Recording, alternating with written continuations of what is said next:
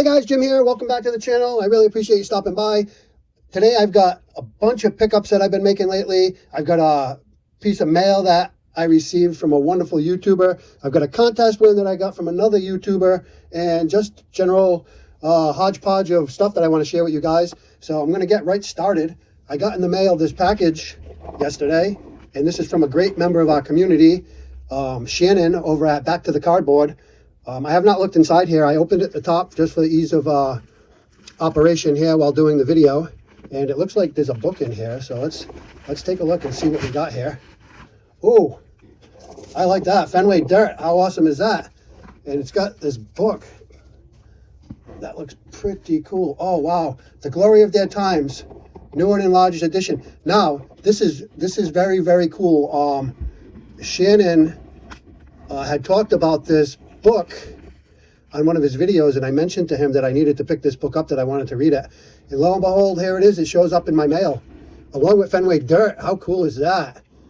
Oh, I'm really interested in reading this book. I've heard so many great things about this book that oh, there's a couple more things inside here. Oh look, he actually personalized it to me as well. To Jim S. Merry Christmas 2023 from Shannon, Back to the Cardboard. Oh man, that is so cool. Wow. I can't wait to read this book, Shannon. Thank you so much. And we've got some Christmas cheer here. Fenway Dirt. How awesome is that? I love that. So cool. All right, let's check out the Christmas card. Christmas cheer is here. Enclosed, you'll find some Fenway Red Sox item I received from some team swag, and one of the best books ever written about the glory days of baseball. Thanks for being a friend in the community. Merry Christmas, Jim. Shannon H. Back to the Cardboard. Thank you so much, Shannon. Thank you for thinking about me, and I appreciate your friendship as well. For those that don't know, Shannon, he has been a great member of this community for several years now.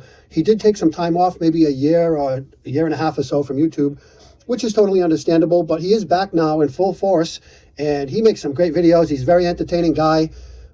Big Cincinnati Reds fan, big Pete Rose fan. Just a great down-to-earth guy. Like I said, very entertaining. His videos are very well done. And of course, as always, if you're not familiar with Shannon and his channel, I will leave the link in the description. Got this awesome Red Sox sticker here, as well as this really cool Fenway Park postcard, or photo, I guess. Really awesome. It's so cool to look at the different photos from Fenway Park. Of course, it's, you know, such an old ballpark.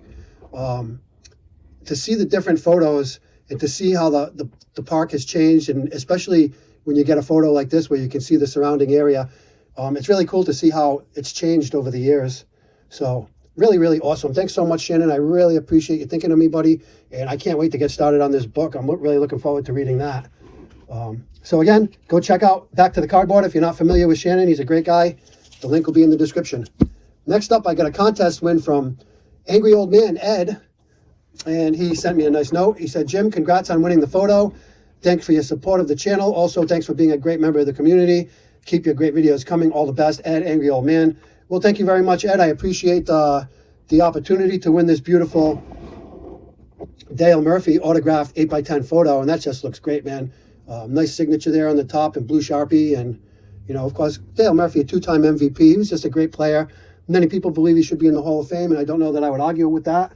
But really love that photo. And just to tell you what a great guy Ed is, I had won the contest, and I commented on the video, and Ed said that he needed my address for me to email him, and I completely forgot all about it.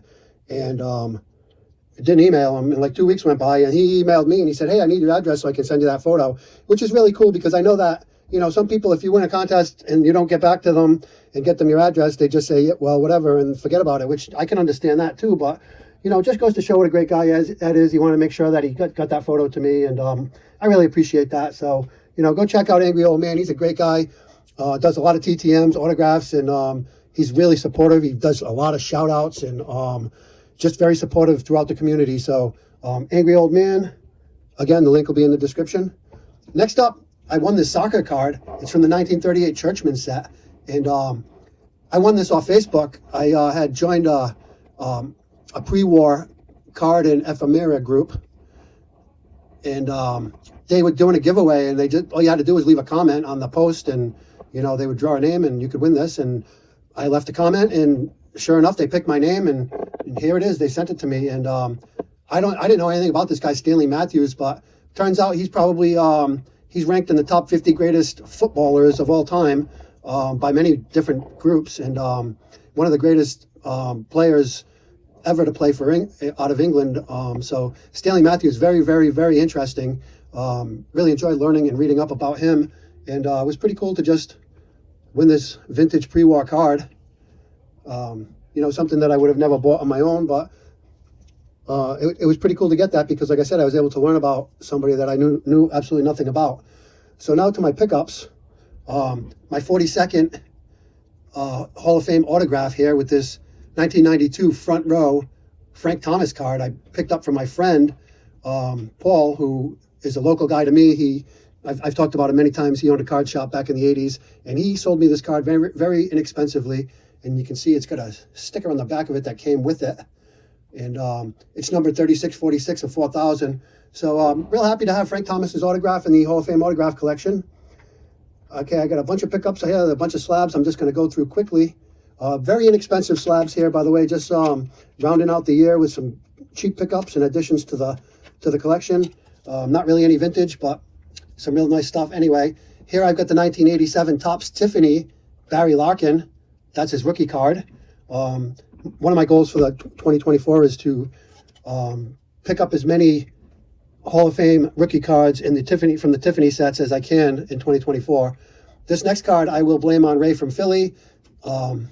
He did a video, one of his series that he calls Call to the Hall, and he highlighted Jim Edmonds, who I hadn't really paid a lot of attention to for Hall of Fame consideration, but Ray makes a great argument for him.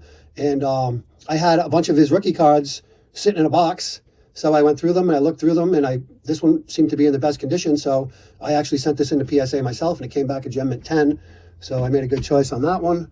Another one that I had slabbed as well is the 1990 score, Bo Jackson. I had several of these as well sitting in a box, and I just really love this card. Probably my favorite card of the 1990s. So I just wanted to have it slabbed. It came back in 8. I'm fine with that. And I mentioned before, but I just love this card in the back, how it just says Bo. Back in the 80s and mid to late 80s and early to mid 90s, if you said Bo, that's all you had to say. Everybody knew who you were talking about. Pick this one up. This is a great memory.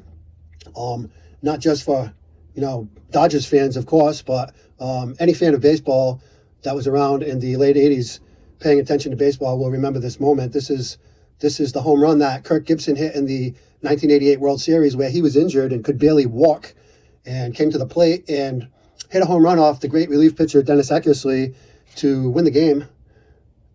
I forget what game it was, but it definitely is a great moment in World Series history, and it's captured there beautifully on that 89 Upper Deck card. Just another inexpensive pickup, 87 Donruss Mark McGwire. I did not have in the collection, so I had a chance to buy that very, very reasonable, so I did. This is a great card right here. I really like this card. I like the colors. It's a 1986 Flair All-Star Cal Ripken. Ripken's obviously was a great player, Hall of Famer. And this All-Star set from 1986 Flair was the first insert set that people really chased after. And so picked that up, again, very inexpensively. So just rounding out the collection with some inexpensive Hall of Famer pickups. Here's another one, 1996 Topps Derek Jeter in a mint 9. It's future star, it says on there, and they certainly hit the nail on the head there with the young Jeter out, looks like in short left field, making a catch off a pop fly. I won this card on auction. My bid was less than $10, and with shipping, tax, and everything, this was shipped in my hands for less than $15. So I'll take that any day. I'll add that to the Jeter collection. Another one that I picked up, 2012 Topps Chrome Bryce Harper. That's his rookie card. Harper's such a great player, and I really feel he is hammering out a Hall of Fame career, definitely on the trajectory.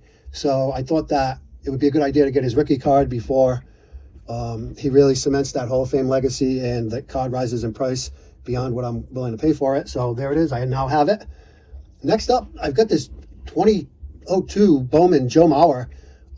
Picked this up off eBay, and this card was actually mislabeled. I knew it when I bought it, but I got a great price on it. It was actually labeled as a Bowman Gold. And the only difference between the Bowman Gold and the base Bowman in 2002 is the signature. So the signature there you can see is in black. On the Bowman Golds, it's in gold. And that is the only difference. So I contacted PSA. PSA is more than happy to reholder and relabel any mislabeled cards, even if you're not the original submitter. They want their labels to be accurate. When they make a mistake, they stand by it. They sent me a shipping label. They sent me all the information. I contacted them online. They emailed me the shipping label. I shipped this to them. They reholdered it, relabeled it, and shipped it back to me in less than 2 weeks turnaround total time. So that was great. You know, a lot of people dog PSA, and a lot of times rightfully so. But I will give credit where credit is due. The customer service was handled great, and you know, they just did a great job of relabeling and reholdering this card, and I'm happy to have it. I've been following. This is Joe Mauer's first year on the Hall of Fame ballot, and he might well get in as a first-time Hall of Fame candidate. He's trending that way right now. Of course, there's a lot of votes left to come back, but he's over 80% right now in the vote totals, and you need 75 to get in. So there's a really good chance he could be a first ballot Hall of Famer here. If not, he's definitely going to get in within the next year or two. So really glad to add his rookie card to my collection. And got a couple more things here, and I'm going to do a little giveaway. I picked this up really cheap for like $3 at a card shop. And you see we've got Jim Bouton and Johnny Sane there. This is not a postcard. What this is an advertisement for a card show from 1979. So what we have here is a little bit of hobby history, actually. So you see it says this flyer is worth 25 cents on a one-day admission. So you could have handed this in and got 25 cents off the admission. And as you see, the admission was very cheap as it was. For all 3 days, it was $5 admission for a 3-day pass. Or if you just went for 1 day, you could pay $2. And children under 12 were $1. So that was really cool. And you can see they've got the hours there, Friday, November 23rd, from 1:30 in the afternoon till 9:30 p.m. And then on Saturday from 10:30 a.m. to 8 p.m. and on Sunday from 1 p.m. to 7 p.m. So they ran their shows late back then. Nowadays, typically a card show is over by like 4 or 5 o'clock. Anyway, I actually Googled this guy here, Paul Gallagher, and he was a big shot. He was actually a pioneer in New York City card shows back in the early to mid 70s. Him and his brother were pioneer promoters. They were like one of the first ones promoting and putting on card shows. So pretty cool to add that. Like I said, it was cheap, and it's hobby history, really. Last but not least, got the 1967 Topps poster of Willie Mays, and it's not in great condition, but it's not in bad condition either. And it's Willie Mays, so like I've said before, and I'll say again, Willie Mays is getting up into his late 90s, I believe. He's in his 90s, I know that. And his stuff that is still affordable, if you want Willie Mays stuff in your collection and you find stuff of his that's still reasonably priced, now is the time to get it. Because once he passes away, as we've seen so many times before, especially with one of the greatest players to ever play the game, the prices are going nowhere but up. So saw this, it was at an antique shop, had a great price on it, figured why not, so I grabbed it. I'm happy to add it to the collection. Last but not least, I've got, this is actually an upgrade to my Kali Yastrzemski set. I picked this up, Gem Mint 10, I got it at a really good price, so I figured what the heck, I might as well upgrade. I had in an 8, and I was perfectly happy with an 8, but since, you know, prices on a lot of cards like this have been coming down in price, the 10 was very reasonable, so I figured what the heck, why not upgrade it to the 10? So here I have this 8, and I'm going to do a giveaway. What I'm going to do is, not the last video I did with the mail day from the Christmas cards from all the wonderful YouTubers, but the video before that I did a VR for Peter B, where I showed off my 1968 Topps cards, and well, my 1968 cards, mostly Topps cards, but there were a few others in there. But they were all, it was a video that was highlighting the year of 1968.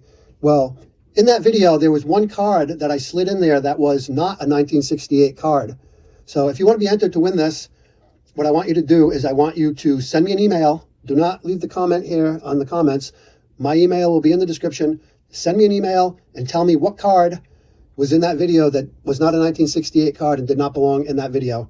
And anybody who does that will be entered to win this.